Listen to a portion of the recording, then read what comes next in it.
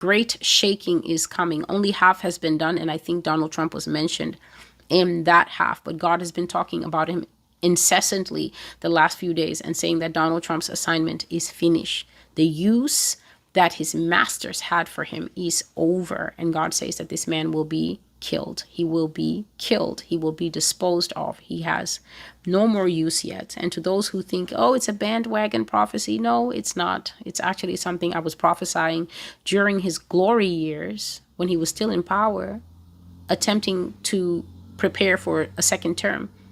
The first time I ever prophesied this was in the prophecy POTUS. I think that was the middle of the year 2019. And then again, it came in the prophecy Ezekiel 13.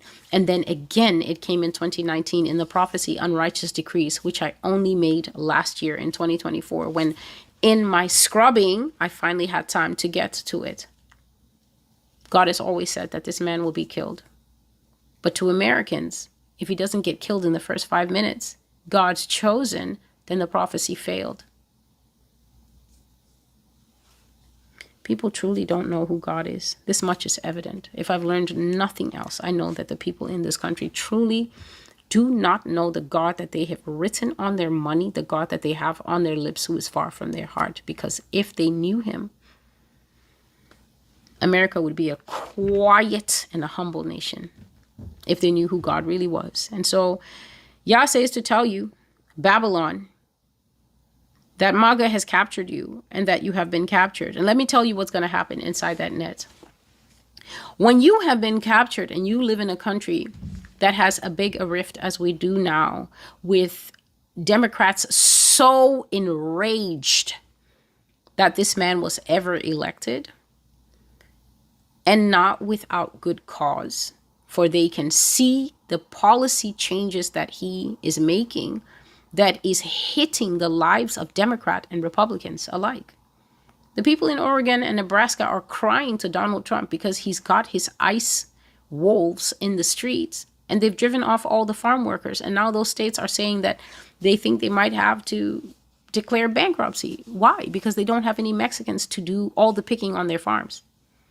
They voted racist, and they didn't know that it was going to trickle down to them, because the person they voted for tricked them and told them that he was going to only go after criminals. And now apparently seasonal farm workers, most of whom get some kind of paperwork, people who are doing essential services in this nation that Americans hate to do and will always disdain to do, because who goes out to pick stuff in their Prada and their designer that every American's trying to buy, right?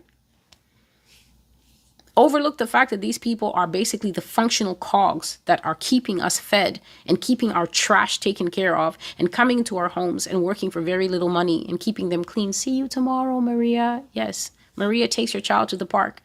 Then ICE chased her down. Now you're looking after the child for the first time in your life. Don't know what to do, but you brought them into this world. That's the breaks. Policies are hitting everybody's life. In that net, Democrats and Republicans will start to fight in that net beyond what we see now. That's the fallout. Taken captive doesn't mean you're taken captive and then everybody's just in the net like, well, I guess that's it. We're for it now. No, the nation is fighting itself in the net in which it has been captured. And remember, the prophecy of civil war in America has always been that growing tensions and ideological differences will eventually lead to open animosity, to hatred, and to guns being turned brother upon brother. An all-out civil war that will excel the first one. So God says that inside that net where people have been scooped, where this nation has been scooped by Maga, they're not coming out. He said, even if you take responsibility for what you did, you're not coming out. You will bear the consequences for what you did. The best analogy for this is to tell you that if you have that sex and you do get pregnant, that baby's coming, even if you cry that you're too young. Even if you cry that, oh no, my whole life is before me, you're going to go through your whole life with your son by your side or your daughter by your side. Being sorry for your actions is not going to stop consequences from coming. That's what God is saying. Even if you take responsibility It's so hard for people to take responsibility, even in the church, for this. You're not even holding accountable the people who fooled you to go and do this. You don't go to them and ask them, hey, you prophesied to us specific things that you told us God told you. Hey, it's not matching up. Explain. They're cowards, you're cowards. Two sets of cowards caught in the results of their cowardice. God says, even if the nation takes responsibility for voting essentially Maga and President Donald Trump into power, he says that America will still bear the consequences of what she did. He's not going to fix it. Here on the Master's Voice Prophecy blog, I have 2 prophecies that you are welcome to go and look at. One of them is called The Single Brick in the Wall. Maybe you will finally go and find out what you did, what your role was in the election. And the other one is called 666. Your judgment remains upon you. Absolutely nothing will change. So, what are the consequences that we can already see? People's health care is getting canceled. Medicaid is getting denied. Reduced benefits in almost every area. People being told that they have a limited window before they will start to lose housing eligibility. Monthly stipends, your Social Security, getting reduced or denied. Waivers of any kind. These vouchers, these coupons that people get to make their life easier, such as coupons to reduce your electricity bill and things like that, repossessed. Yah said, taken away. If anything you're getting now is taken away from you because of the policies of President Donald Trump, you earned it, God said. You earned it.